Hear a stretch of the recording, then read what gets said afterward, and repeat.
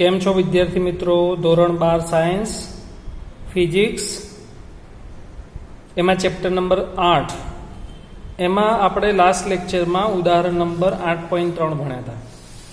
આજે આપણે જોઈએ ઉદાહરણ નંબર 8.5.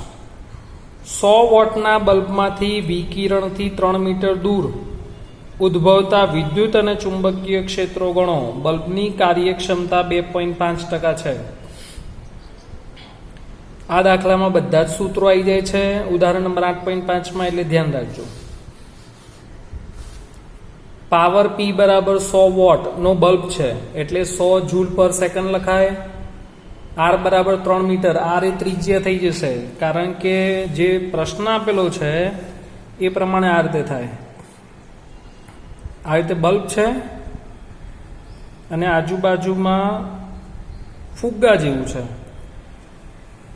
એટલે જેમ આપણે ડેકોરેશન કરીએ દિવાળીમાં એ રીતે અહીંયા વચ્ચે તમે લાઇટ ચાલુ કરો એટલે આ જે ફુગ્ગો છે એ પ્રકાશિત થાય, એટલે જે ફુગ્ગાની સપાટી છે અને બલ્બ છે એની વચ્ચેનું જે અંતર છે 3 મીટર એ ત્રિજ્યા થઈ જશે.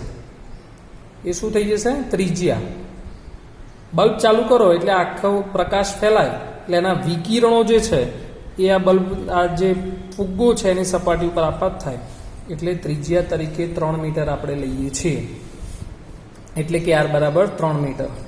બલ્બની કાર્યક્ષમતા 2.5% છે, એટલે કે 100 ના 2.5%, એટલે 100 ગુણ્યા 2.5 છેદમાં 100 ઉડી જશે, ટકા છે એટલે ભાગ્યા 100 આવે તો તમને ઉર્જા કેટલી મળી? 2.5 જૂલ. આ ઉર્જા આપણે શોધી. વિકિરણની તીવ્રતા શોધવાની. વિકિરણની તીવ્રતાનું સૂત્ર આગળ આપણે લાક્ષણિકતાઓમાં ભણ્યા. I બરાબર E/AT. ક્ષેત્રફળ કેટલું લેવાનું? ગોળાનું પોલો ગોળો, એટલે ક્ષેત્રફળ આપણે લીધું 4πr² × T. ઉર્જા 2.5 ગુણ્યા 4 3.14, R બરાબર 3 મીટર. સમય તો તીવ્રતા મળશે 0.022 વોટ પર મીટર સ્ક્વેર. હવે ઉર્જા ઘનતા શોધીએ આપણે. તો તીવ્રતાનું સૂત્ર આપણે જાણીએ છીએ, I બરાબર ρC, અથવા આને યાદ રાખવાનું I બરાબર C ρ. I બરાબર C ρ, તો ρ બરાબર I/C. I ની કિંમત શોધીએ આપણે 0.022. પ્રકાશનો વેગ 3 ગુણ્યા 10⁸, એટલે કેલ્ક્યુલેશન કરશો તો 0.0073 ગુણ્યા 10⁻8. પછી 1 2 3 પોઈન્ટ ખસેવાનું એટલે 7.3 ગુણ્યા 10⁻11. ત્યારબાદ ઉર્જા ઘનતાના બે સૂત્રો આપણે સાબિત કર્યા હતા. ઉર્જા ઘનતા ρ બરાબર ε0 E0²/2. તો E0 ને સૂત્રનો કરતા બનાવો તો 2ρ/ε0. તો 2 ગુણ્યા ρ ની કિંમત 7.3 10⁻11 જે આપણે શોધી. ε0 ની કિંમત 8.85 10⁻12. કેલ્ક્યુલેશન કરશો એટલે 16.497 મળે. એને બાર કાઢો વર્ગમૂળની તો 4.061.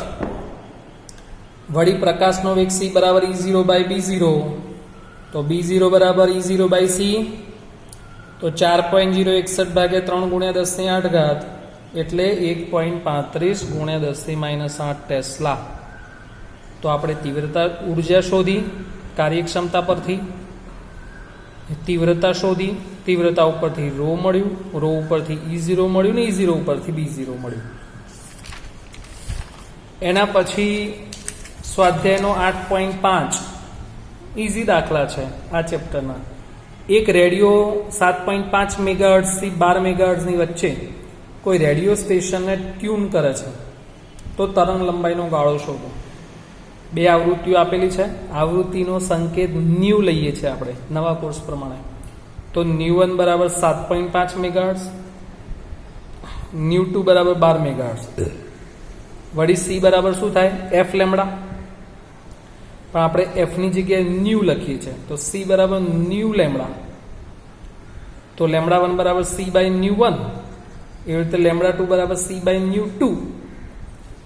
3 ગુણ્યા 10⁸, અને આવૃત્તિ 7.5 મેગા છે એટલે 10⁶. અહીંયા 12 મેગા છે એટલે 10⁻6. કેલ્ક્યુલેશન કરો તો લેમડા 1 40 મીટર મળશે અને લેમડા 2 25 મીટર મળશે. આમ તરંગ લંબાઈનો ગાળો 25 મીટરથી 40 મીટર થયો. એના પછી સ્વાધ્યાય 3.6 એક વિદ્યુત ભાર તેના સરેરાશ સમતોલન સ્થાનની આસપાસ 10⁹ હર્ટ્ઝની આવૃત્તિથી દોલનો કરે છે. તો આ દોલક દ્વારા ઉત્પન્ન વિદ્યુત ચુંબકીય તરંગોની આવૃત્તિ શોધો. ન્યુ બરાબર 10⁹ હર્ટ્ઝ આપેલા છે. ઉત્પન્ન થતા વિદ્યુત ચુંબકીયની તરંગોની આવૃત્તિ એ તેમને ઉત્પન્ન કરેલા ઉદ્ગમની આવૃત્તિ જેટલી જ હોય. એટલે કે વિદ્યુત ભાર સમતોલન સ્થાનથી જેટલી આવૃત્તિથી દોલનો કરે ને એટલી જ આવૃત્તિવાળા વિદ્યુત ચુંબકીય તરંગો હોય.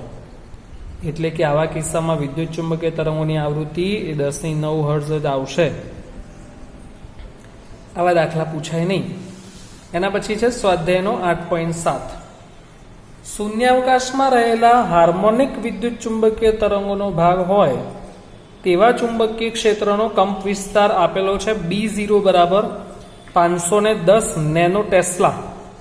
નેનો ટેસ્લા એટલે નેનો એટલે 10⁻⁹. તો વિદ્યુત ક્ષેત્રનો કંપ વિસ્તાર શોધો. તો B0 નું મૂલ્ય આપેલું છે 510 નેનો ટેસ્લા. આપણે લાક્ષણિકતામાં ભણ્યા C બરાબર E0/B0. તો E0 બરાબર CB0. C એટલે 3 × 10⁸ અને B0 એટલે 510 નેનો એટલે 10⁻⁹. 8 -9 8 + 1 અને કન્સિડર કરી લો 0 ને તો 8 ને 1 9 થાય. 9 માંથી 9 0 થાય. 51 × 3 એટલે 153. સ્વાધ્યાયનો 8.8 ધારો કે એક વિદ્યુત ચુંબકીય તરંગના વિદ્યુત ક્ષેત્રનો કંપ વિસ્તાર E0 બરાબર 120 ન્યૂટન પર કુલમ છે અને તેની આવૃત્તિ 50 મેગાહર્ટ્ઝ છે. તો ઘણી બધી વસ્તુઓ શોધવાની છે. B0 ઓમેગા કે લેમડા અને E અને B ના સૂત્રો તમારે મેળવવાના છે. તો C બરાબર E0/B0. તો B0 બરાબર E0/C એટલે 120/3 × 10⁸. તો 40 × 10⁻⁸ ટેસ્લા. ત્યારબાદ કોણીય આવૃત્તિ ઓમેગા બરાબર 2πf એટલે 2π ન્યુ. તો ઓમેગા ઇઝ ઇક્વલ ટુ 2 × 3.14 × 50 × 10⁶ એટલે 314 × 10⁶ રેડિયન પર સેકન્ડ. ત્યારબાદ પ્રકાશનો વેગ શોધવો છે. પ્રકાશનો વેગ C બરાબર ω/k. તો k is equal to ω/c. Omega શોધ્યું 314 × 10⁶ અને પ્રકાશનો વેગ 3 × 10⁸ એટલે 104.67 × 6 માંથી 8 એટલે -2 રેડિયન પર મીટર. આ તમને તરંગ સદિશ મળ્યો. તરંગ સદિશ ઉપરથી આપણને લેમડા મળશે. તરંગ સદિશનું સૂત્ર k ઇઝ ઇક્વલ ટુ 2π/λ. તો લેમડા બરાબર 2π/k એટલે 2 × 3.14 k નું મૂલ્ય એટલે 5.999 મીટર આવશે. હવે આપણે E અને B ના સૂત્રો મેળવવા છે. તો E નું સૂત્ર શું આવશે? E0 sin kz - ωt. આપણે પ્રસરણની દિશા કશું આપેલી નથી તો આપણે z અક્ષ લખી નાખીએ. તો E સદિશ બરાબર શું આવશે? E0 કેટલા છે? 120. E0 120 sin k નું મૂલ્ય આપણે શોધ્યું 104.67 પણ -2 છે ને એટલે આની કેલ્ક્યુલેશન કરો તો 1.05 આવે. 1 પ્લસ કરી દેવાનું સાર્થક અંક પ્રમાણે અને -2 છે એટલે 2 પોઈન્ટ ડાબી બાજુ ખસવાનું. તો k નું મૂલ્ય 1.05 પણ આવશે. તો 1.05z માઇનસ 314 × 10⁶t કઈ દિશામાં આવશે? તો x અક્ષ એટલે i કેપ. આ વિદ્યુત ક્ષેત્રનો સદિશ મળ્યો. આ જ રીતે ચુંબકીય ક્ષેત્રનું સમીકરણ મેળવવું હોય તો B0 sin kz minus omega T. ફરી પાછી કિંમત મૂકો. B0 કેટલા છે? 40 ગુણ્યા 10⁻8 ઇન્ટુ સાઇન. કૌંસમાં કોઈ મૂલ્ય બદલાશે નહીં, જેમ છે એમને લખી નાખવાનું. અને અહીંયા આવશે જે કેપ ટેસ્લા, વિદ્યુત ક્ષેત્રનો એકમ ન્યૂટન પર કુલમ. તો આવી રીતે આપણને વિદ્યુત ક્ષેત્ર અને ચુંબકીય ક્ષેત્રના સૂત્રો પણ મેળવી શકાય.